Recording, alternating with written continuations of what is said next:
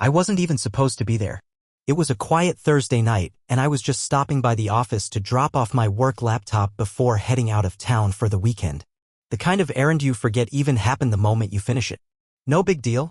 I parked in my usual spot, took the elevator up, and waved at Frank, the overnight security guy who spent most of his time watching baseball reruns on his tablet.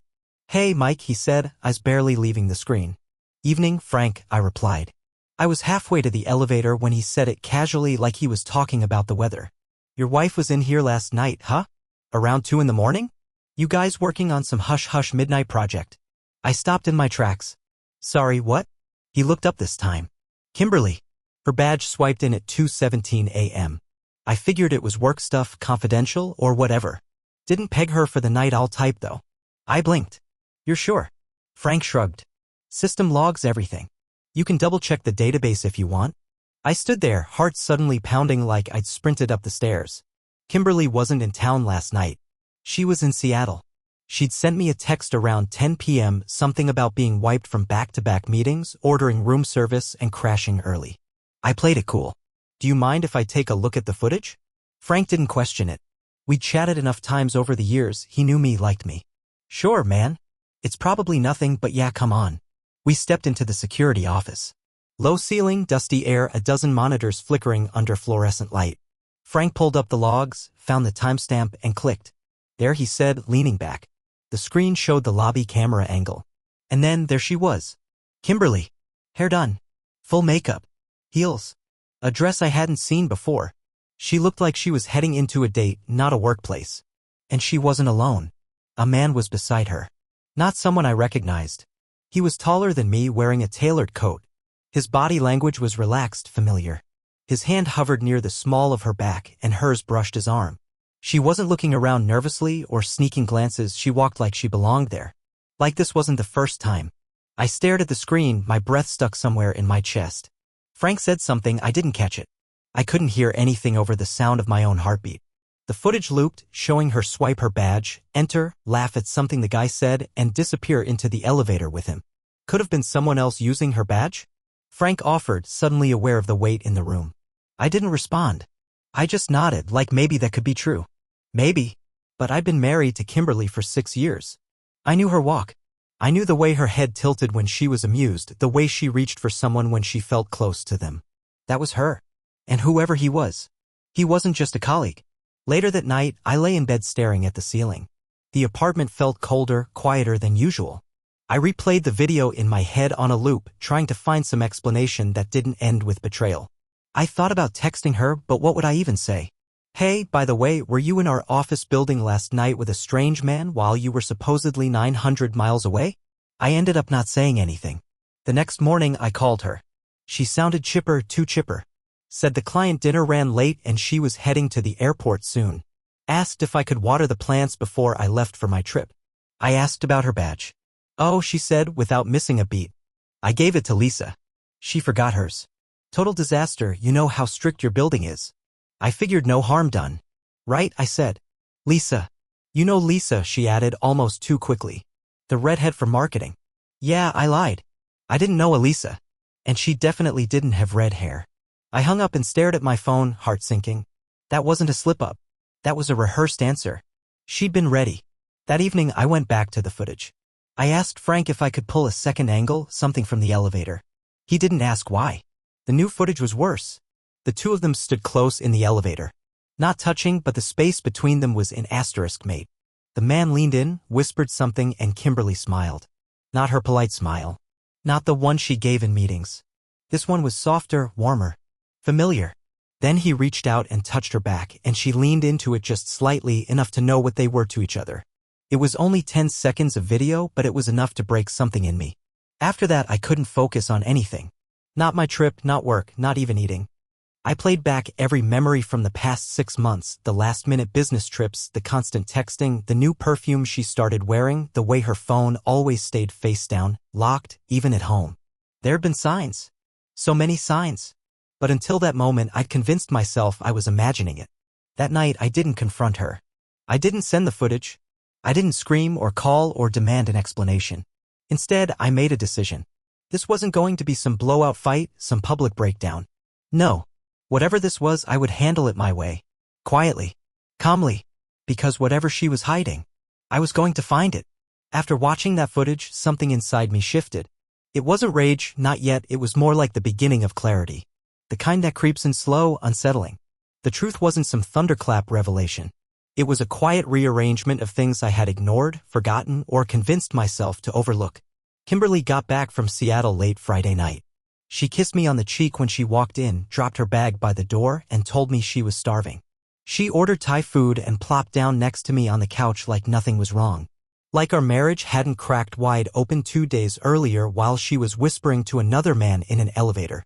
I watched her carefully. The ease with which she smiled. The way she picked at her noodles and half-listened to a show she wasn't really watching. I realized I was staring at someone I didn't actually know. It started to click. All the signs I had dismissed over the past year came rushing back, each one a puzzle piece that suddenly made a horrible kind of sense. It started with her phone, how it never left her side anymore. She used to toss it on the counter, face up when she got home. Then one day it started living face down. Then on silent. Then always in her pocket or under a pillow. Once I asked her why she was so glued to it and she joked, "What, you think I've got a secret boyfriend or something?" At the time I laughed. But now I couldn't even smile thinking about it. There was the perfume. A new one, expensive. She said she'd picked it up at the airport on a whim. I remember thinking it didn't smell like her. It smelled bolder. Smokier. Like something meant to leave an impression. I didn't push her on it. Why would I? I remembered her sudden enthusiasm for travel. Conferences, workshops, client meetings. All legit sounding on paper. And every time I offered to come along, make it a weekend thing, tag on a couple vacation days, she found a reason to say no. "It's just work," she'd say. "You'd be bored." Looking back, the patterns were obvious. She'd be gone more often. And when she was home, she was not. Her body was in the room, but her mind was always somewhere else. Distracted. Irritable. Like I was interrupting something. And the in asterisk may see God. It didn't vanish all at once. That would have been too obvious. No, it trickled out moment by moment. She started pulling away when I reached for her. Not rejecting, just distant. Like affection became an obligation instead of a comfort. I chalked it up to stress, to work, to burnout. She told me she was just tired, and I believed her. I wanted to believe her. The thing is, you don't realize when you're being phased out. Not until you're already standing on the outside looking in. Then there was Brad. It seemed like nothing at the time. She'd mentioned him over dinner once, casually. "Brad from sales," she'd said, talking about some internal campaign. I remember nodding, even making a joke. "Hope Brad doesn't steal your thunder." She smiled. That same smile I'd seen in the elevator footage. A couple of months later, I asked about him again. Her response? "Who?" "Brad," I said. "From sales?" "Oh," she said after a pause. "I think he left the company." But when I checked LinkedIn that weekend out of pure curiosity, there was no Brad listed at her company. No one in sales. No one in any department. I should have confronted her then. I didn't. Instead, I spent the next week trying to convince myself it didn't mean anything. Maybe she got the name wrong. Maybe I was overthinking things. But then why would she lie about someone who didn't exist? I started going back through old photos on my phone, texts, shared calendar events. Little things. She had been using vague labels for months: client dinner, strategy review, Seattle summit. All of them sounded just professional enough to avoid suspicion. But looking at them now, they felt like smokescreens. And the worst part? She was always so nice about it. Apologetic for being gone. Sweet with her words even if her eyes were tired. I had mistaken guilt for love. That realization hurt more than anything else. One night, maybe 6 months back, I surprised her at her office. Just stopped by with coffee. She wasn't there. The receptionist said she'd left around 4 p.m. I tried calling, no answer. She texted me back 30 minutes later, "Sorry babe, in meetings. Can't talk." I never told her what the receptionist said.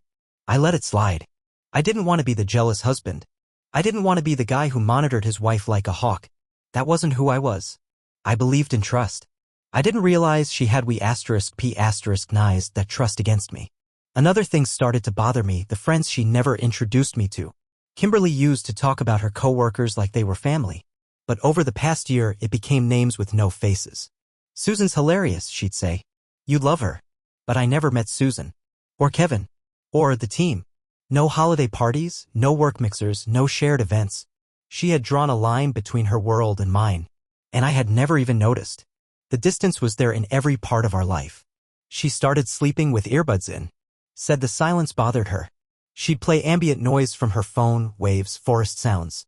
But the truth is, she didn't want to hear me breathe next to her. That silence used to be filled with whispered jokes, the brushing of feet under the covers, those half-asleep murmurs only couples share. Somewhere along the line, we stopped speaking in the dark. The next morning after she returned from Seattle, she made coffee and offered me a croissant like nothing had changed. She hummed while cleaning up the kitchen. I watched her from across the room, noticing how she moved like she was still performing the role of wife out of habit. And I realized then she wasn't nervous. She wasn't hiding out of fear. She was comfortable. That's what cut the deepest. This wasn't some one-night mistake. It wasn't some clumsy emotional affair born out of loneliness. No, this was something rehearsed, managed, methodical. She had planned it. She had compartmentalized it. She had built a parallel reality where I simply didn't exist. I sat on our front steps that night, letting the cold sink into my bones. I felt like a character in someone else's story. The clueless husband. The guy who never saw it coming. But I did. I saw it.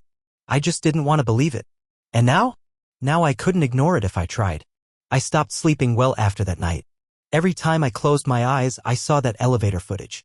Kimberly's posture. The man's hand on her back. Her smile, not forced, not guilty. Comfortable. Like nothing about it felt wrong to her. So I went back to the office alone after hours. Frank wasn't working that night, but I knew enough to access the internal logs. I used my own credentials, dug deeper into the system, and found more footage. I pulled everything I could from different angles: parking garage, lobby, elevator, the hallway outside the 9th floor conference rooms. I stayed until after midnight, combing through every second of it.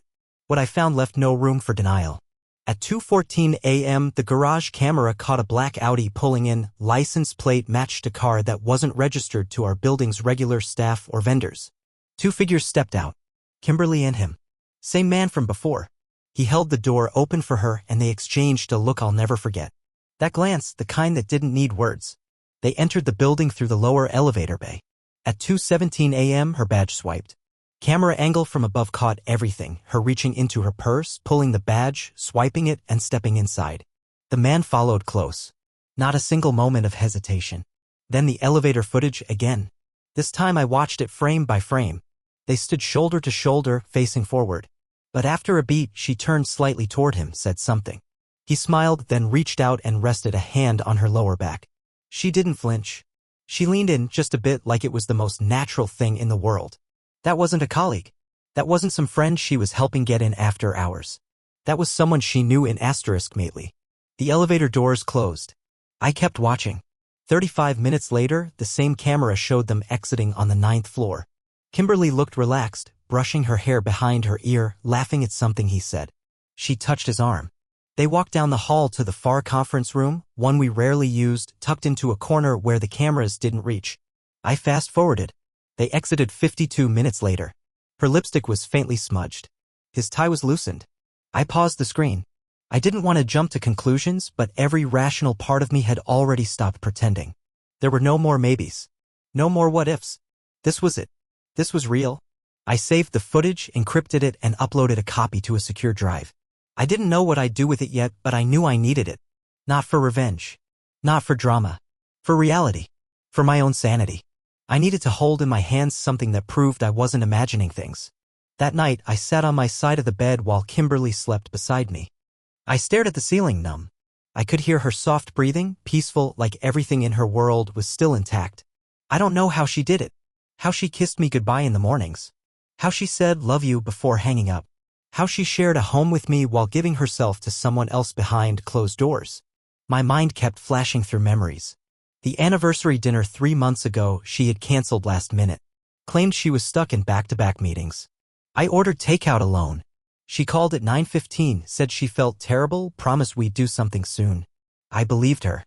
I remember thinking she sounded distracted on the phone, but I figured she was tired. Now I knew better. Or the weekend trip we planned to the mountains. I'd blocked off the calendar, made the reservations. She bailed a week before, said a last-minute training came up. I went alone. Hiked, took photos, tried to find peace. She texted while I was on a trail, miss you. Can't wait to be back together.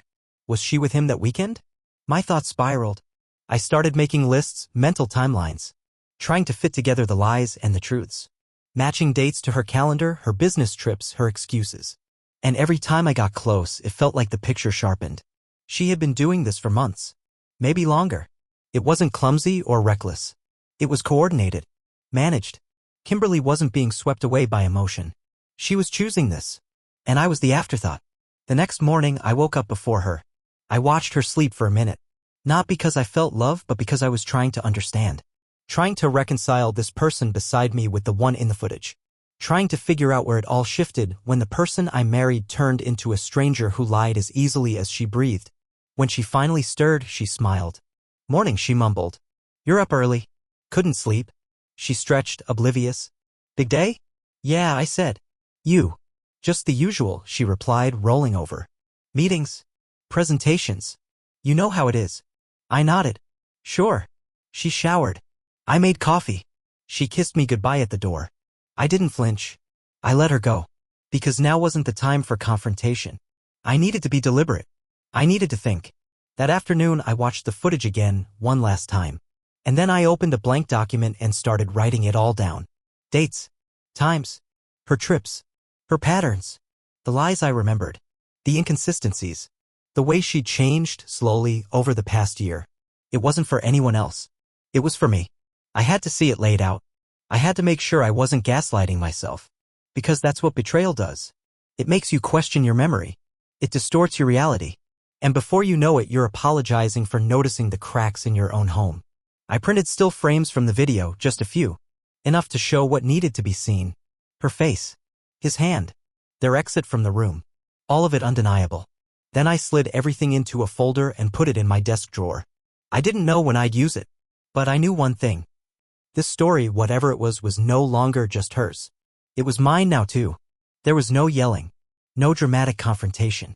No wine glass thrown against the wall or late-night ultimatums shouted into the void. That's not who I was. And deep down, I think Kimberly counted on that, on my silence, on my tendency to internalize rather than explode. She believed that as long as I didn't make noise, her secret could live comfortably in the shadows. But I wasn't staying quiet. I was preparing. First thing I did was change the passwords.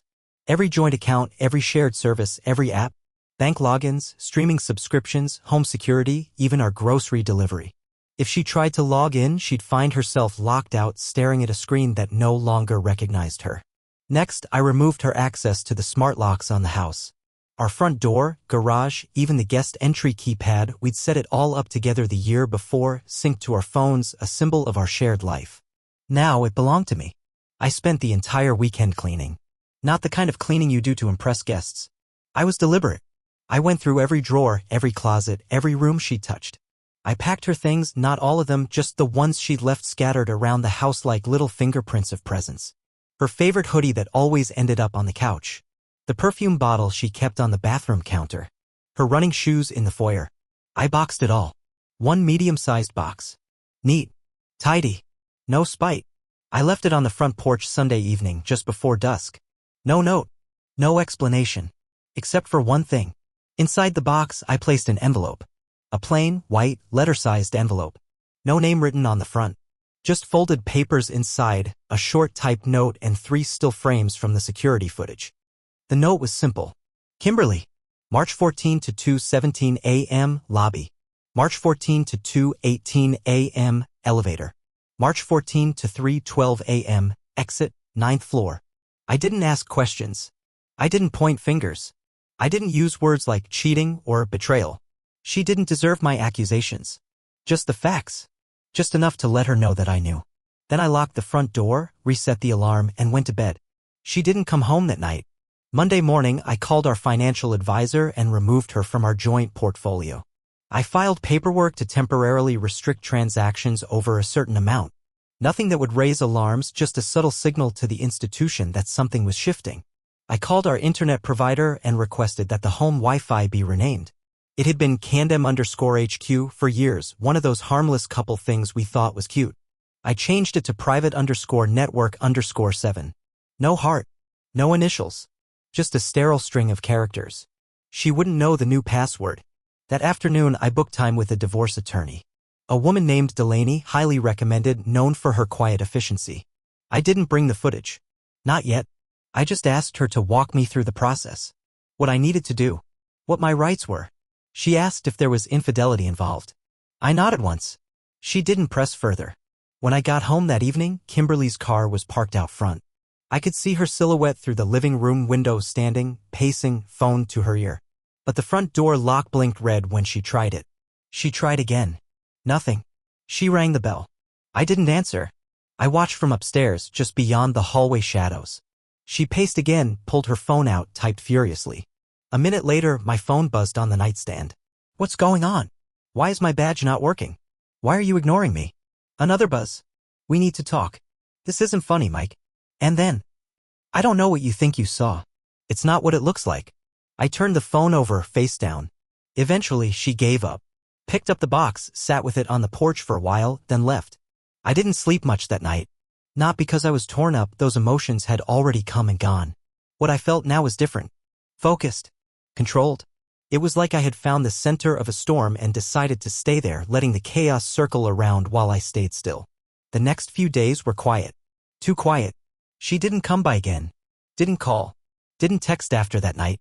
I could feel the tension shift. She wasn't just processing what had happened. She was recalibrating. Figuring out her next move. I kept my routine. Went to work. Cooked meals. Watered the plants. The silence in the house was louder than her presence had ever been. But in a strange way, it felt cleaner.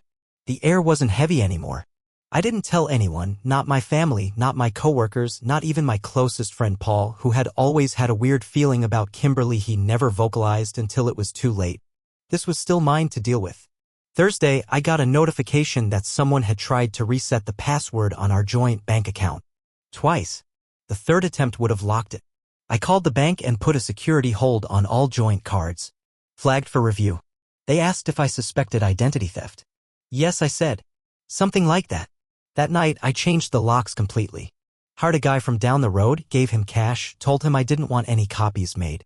When he was done, he handed me a small envelope with 2 new keys. Clean break? He asked, not prying. Something like that, I said. The next day, I opened a new account in my name only.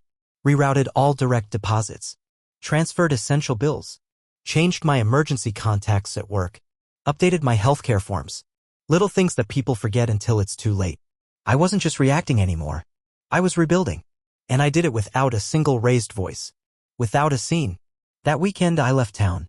Drove up to the cabin we'd only used once, back when things still felt light and unscheduled. I took a bag, some books, and nothing else. No texts. No distractions. Just quiet. Real quiet. By Sunday, I felt something I hadn't felt in months. Stillness. Not peace. Not yet. But stillness. And that was a start. I returned from the cabin Monday morning, early enough to beat traffic and just late enough to avoid any chance of running into Kimberly on the way in. I wasn't expecting anything, just planned to catch up on work and continue pretending like my personal life wasn't hanging in the balance. But around 10:42 a.m. I got a calendar invite I didn't recognize. Private meeting, HR and Ethics Committee review. Subject, Employee Conduct and Workplace Etiquette. Location, Conference Room 6B. Requested by Office of Compliance. I stared at it for a solid minute. Then my phone buzzed. A message from Sheila, our department admin. Hey Mike, saw the ethics thing on your calendar. You good? Want me to reschedule your client call? My stomach dropped. I replied, yeah. Thanks. I had no idea what was going on. But I had a gut feeling, and lately my gut had been right about a lot of things. The meeting started at noon. 2 people from HR were already seated, Jared and Amanda. Both wore carefully neutral expressions like they'd been trained not to flinch even if someone burst into tears. They asked me to sit. Amanda folded her hands on the table. Mike, she began, we want to stress this is a preliminary meeting. We're required to investigate any complaint that reaches our office. Complaint? I asked, trying not to show anything. Yes, Jared said. An anonymous concern was submitted last Thursday evening. The report suggested possible misconduct involving comments made to coworkers, instances that may have caused discomfort or breached our professional code. My mind raced. Thursday evening? That was the night Kimberly picked up the box. The night she sat on our porch with the footage in her hands. And what kind of comments are we talking about? I asked. Amanda hesitated just a breath too long. Eye contact, she said. Extended. And some phrasing you've used in meetings that, while not explicit, could be interpreted as suggestive. Suggestive, I repeated, flat. Do you have an example? She opened a folder and read from a note. In one instance, during a team sync, you allegedly said, "Let me know if you ever need anything, anything at all." I blinked. That's a basic expression of support. Out of context, yes, Jared admitted, but the concern also referenced your tone and body language. I felt the pieces click into place. The phrasing, the vagueness, the sudden timing. It was Kimberly. Of course it was. When control slipped out of her hands, when the lock wouldn't work, when the footage stripped away her denials, she pivoted. From emotion to reputation. If she couldn't protect her lie, she'd attack my integrity. I exhaled slowly. "I'm going to be honest," I said. "This feels retaliatory." Amanda raised an eyebrow. "Retaliatory?" "I recently uncovered something in my personal life," I continued, careful with my wording. "It's caused a dramatic shift in circumstances. I believe this complaint is connected. Can you provide more context?" Jared asked. "Not yet," I said. "But if necessary, I will." They exchanged a look. Amanda nodded. "We'll continue to review the submission and speak to others before making any formal determination." The meeting ended after 23 minutes. I returned to my desk, hands still clenched. I didn't feel angry, just cold. Like someone had thrown a bucket of ice water down my back. Kimberly had drawn first blood, but she didn't know I'd seen it coming. That evening, I went home and opened the folder again, the one with the footage, the dates, the screen captures. I added a page. Labeled it countermeasure, ethics complaint. I logged the time, the wording, everything they'd said. She'd made it personal. Now it was procedural. The next morning, I called Delaney. I told her about the complaint. I told her my theory. She didn't sound surprised. "She's trying to force you to react," she said. "To make a mistake. Don't. Keep everything documented. Say nothing without representation present. We'll handle this like everything else, quietly, cleanly." That afternoon, I got another message, this time a text from an unknown number. "You didn't have to go nuclear. This didn't have to get ugly." No name. But it didn't need one. I didn't respond. 3 days passed. Then another message, this one from Jared. "Mike, the ethics concern has been closed. We've reviewed the submissions and found no action necessary. Appreciate your patience." I stared at the screen, exhaling a slow, measured breath. Closed. Done. Except it wasn't. Kimberly had tested the waters. She'd learned she couldn't twist my work against me. But that didn't mean she'd stop. I knew her now. The version of her I'd missed before. The one who didn't just lie, she strategized. She misdirected. She didn't cry when cornered, she recalculated. The woman in the elevator wasn't an accident. She was a tactician. Every move she made had purpose.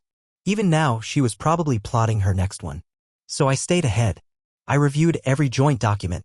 I removed her name from the title of the house, not unilaterally, not illegally, just the pre-filings that made it clear what I was preparing to do. I backed up every file, every receipt, every calendar invite. I scrubbed my digital presence, set up 2-factor authentication for every account. Then I contacted a private cybersecurity analyst. Not a PI, someone quieter. Smarter. I told him I needed metadata. Not to track her, not to spy, but to understand the full timeline. I wanted to know how far this went. Where it started. What else I hadn't seen. He said he'd get back to me in a week. By Friday, I'd reclaimed nearly every corner of my life. And yet, the air still felt thick. Like the storm hadn't passed. Just regrouped. And I wasn't sure what she'd try next. But I was ready. The folder arrived on a Monday. Unmarked envelope. Hand-delivered to my office by a discreet man in a gray coat. I recognized him as the cybersecurity contact Delaney had recommended.